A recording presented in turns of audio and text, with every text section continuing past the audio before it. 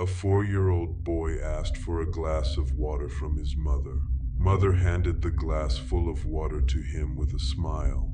The boy took the glass, took a quick sip, and then, with a careless flick of his wrist, poured the remaining water down the sink.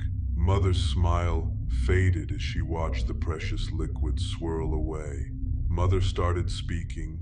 Son, water is precious. Water helps us feel better. It quells our thirst. Water is always there to rescue us when we're parched. When we're tired and need a break, we take a shower, and that shower helps us feel refreshed and energized. It's like water gives us a burst of new energy, washing away our tiredness and making us ready for another task. Water washes away all the dirt, making everything clean and sparkling. When water meets the soil, it helps the seeds grow into beautiful flowers and delicious fruits and vegetables. Water makes the earth come alive and provides us with food. Water is merciful and precious. It helps us, refreshes us, cleans us, and nourishes our world. It's a gift that we should never waste. It's a blessing that we should never disrespect. These words were enlightening for the little boy. He got fascinated by the greatness of water. He started respecting the water.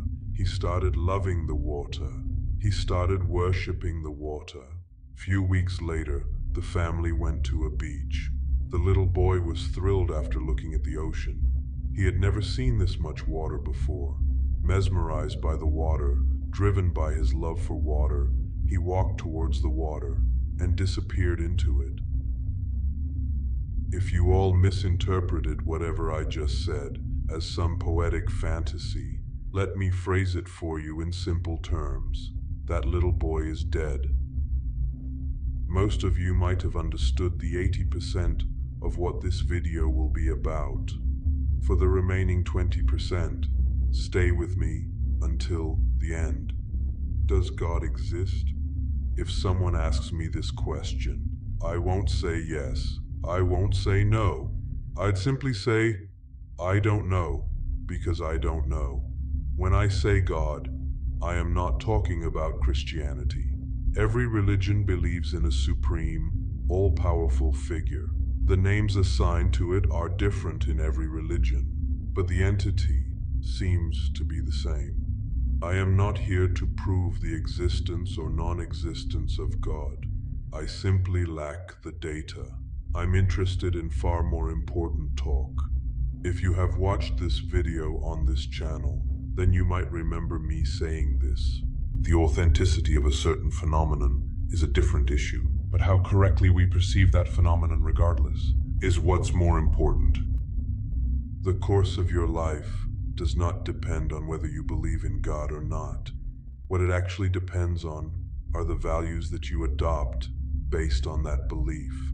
Most of the people refer to God as nothing but a tool, a phenomenon that can be exploited anywhere, anytime, in order to give themselves a false relief.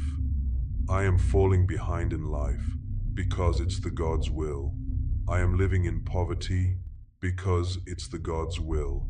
Bad things are happening to me because it's the God's will. I'm suffering in my life because it's the God's will. Wake the hell up.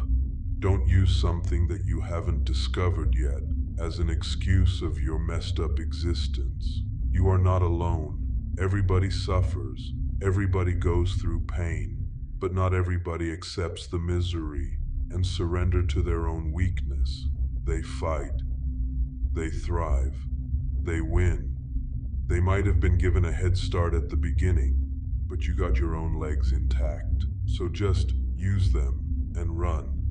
Express your wishes through the heat of your hustle. Don't sit at the side of the track, waiting to be rescued.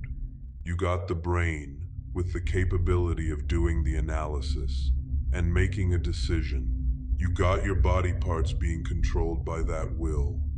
You have the freedom of choosing your actions, and that's what I call the miracle of God. I look in the mirror every day and watch that miracle alive in front of me.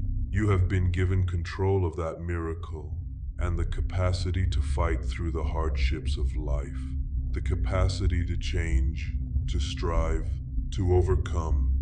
So you honor that blessing from God by refusing to stay weak and by displaying the true power of your existence.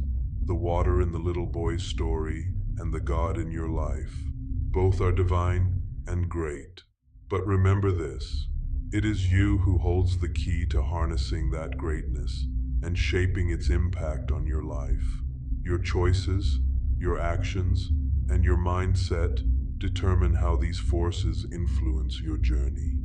Embrace that power. You are the author of your own story. Think about whether this channel is worthy of getting your love and support. If it is, don't hesitate. We will meet in the next video. Until then, keep evolving.